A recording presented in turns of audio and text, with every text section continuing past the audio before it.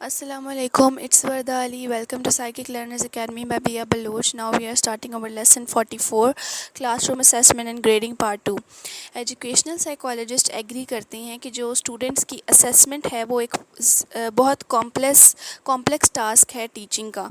Teachers जब अपने students को असेस करते हैं तो नंबर ऑफ़ थिंग्स के बारे में उन्हें पता होना चाहिए कि स्टूडेंट ने क्या लर्न किया है, क्या उसने गेन किया है, क्या नॉलेज जो है उसने लर्न की है।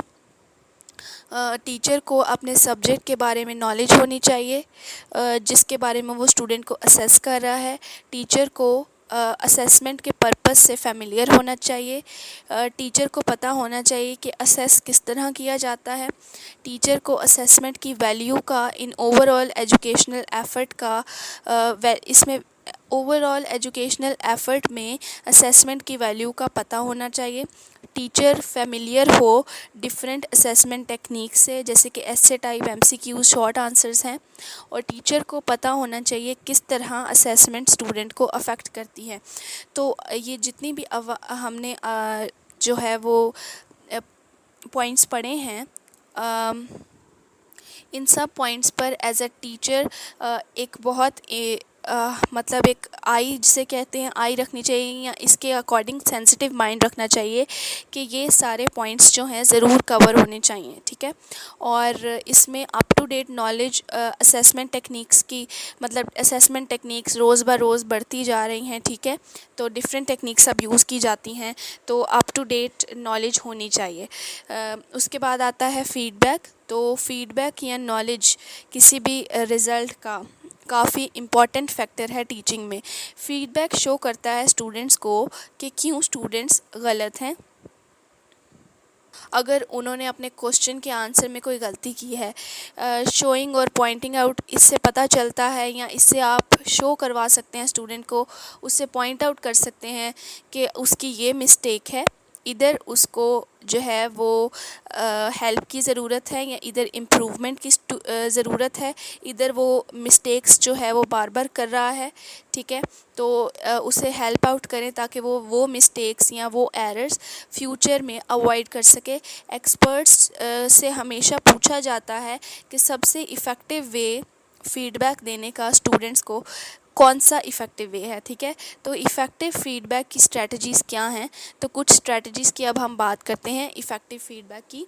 तो फ़ीडबैक जो है वो रिटन कमेंट्स की फॉर्म में होना चाहिए, वो पर्सनलाइज्ड भी हो और रादर देन इम्पर्सनल, ठीक है। यानी कि वो रिक्वायरमेंट्स को पूरा करे, ठीक है। फ़ीडबैक जो है वो रिक्वायरमेंट्स को पूरा करे रादर देन इम्पर्सनल के ऐसा हो जो रिक्वायरमेंट्स को पूरा ना करे। उसमें कंस्ट्रक्टिव क्रिटिसिज्म हो, मतलब कि should not criticise for the sake of criticism. Criticism के लिए ना करे, बट इसलिए कि इम्प्रूवमेंट होगी परफॉर्मेंस में, तो इसलिए क्रिटिसाइज़ किया जाए। उसमें स्पेसिफिक कमेंट्स हों एरर्स पर जो स्टूडेंट ने किए हैं, पॉइंट आउट करें और कमेंट दें उसकी फॉल्टी स्ट्रेटजीज़ पर जो उस स्टूडेंट ने अडॉप्ट की आंसर को लिखने में। उसमें सजेशंस दें कि वो किस तरह इम्प्रूव कर सकता है, उसको पॉजिटिव एस्पेक्ट्स के कमेंट्स दें, ठीक है। ग्रेड्स और मोटिवेशन, एजुकेटर्स जो हैं वो एग्री करते हैं कि असेसमेंट जो है वो इस तरीके से होनी चाहिए कि वो स्टूडेंट को मोटिवेट करे कि वो लर्न करे, वो जाने, सिर्फ हाई ग्रेड्स को अचीव करने के लिए नहीं, ठीक है। एजुकेटर्स जो हैं वो इंटरेस्टेड, अब इस बात में भी इंटरेस्टेड हो गए कि working to achieve a grade, मतलब working to achieve a grade और वर्किंग टू नो में डिफरेंस क्या है, वो इस चीज़ में डिफरेंस ढूंढने में भी काफ़ी इंटरेस्टेड हो गए। और फिर इन्होंने जो है वो इसका आंसर भी ढूंढा कि इसमें एक्चुअली में क्या डिफरेंस है, कि आप एक ग्रेड को अचीव करने के लिए काम कर रहे हो और आप जानने के लिए काम कर रहे हो, तो इस चीज़ में क्या डिफरेंस है। तो उन्होंने ये फ़ील किया कि जो आंसर है वो इस फैक्ट में है कि टीचर अपने स्टूडेंट को किस तरह ग्रेड करते हैं। अगर टीचर सिर्फ टेस्ट सुपरफिशियल हो, simple knowledge of his student, मतलब उसकी एफ़र्ट ना देखे, उसकी एफ़र्ट या उसकी डेप्थ ना देखे, उसकी नॉलेज की डिटेल ना देखे, और उसको सिर्फ टेस्ट की बेसिस पर जो है वो कमेंट आउट करें या उसको जो है वो जैसे कहते हैं उसे पसंद करे, तो फिर जो स्टूडेंट है वो कम मतलब लेस मोटिवेट हो जाता है अपनी पढ़ाई के बारे में। और अगर वो स्टूडेंट जो है, अगर जो टीचर है वो उसकी एफ़र्ट्स को देखे, उसकी नॉलेज को देखे, ठीक है, और उसके अकॉर्डिंग उसको ग्रेड्स दे, तो फिर वो ज़्यादा मोटिवेट होता है और वो हाई ग्रेड्स लेता है। तो टीचर का एम जो है वो होना चाहिए कि वो स्टूडेंट को मोटिवेट करे पढ़ने के लिए, ना कि सिर्फ हाई ग्रेड्स अचीव करने के लिए, ठीक है। क्योंकि जब टीचर्स लाते हैं कि अब जो बच्चा ज़्यादा पढ़ेगा उसके अच्छे ग्रेड्स आएंगे तो उसको टीचर पसंद करेगा, तो फिर बच्चे जो हैं वो हाई ग्रेड्स की भाग दौड़ में लग जाते हैं, ठीक है। तो टीचर का ये एम होना चाहिए कि वो स्टूडेंट को मोटिवेट करें। फेयर ऑफ फेलियर रिसर्च ये शो करती है कि हाई ग्रेड्स स्टूडेंट को इनकरेज करते हैं और लो ग्रेड्स स्टूडेंट को डिस्करेज करते हैं, उनकी एक्स्ट्रा एफ़र्ट जो काम में लगती है उसको डिस्करेज करते हैं। रिसर्च ये बताती है कि जो फेलियर का फेयर है वो मोटिवेशन को अफ़ेक्ट करता है। वो स्टूडेंट जो इनपुट दे रहा है उसको अफ़ेक्ट करता है।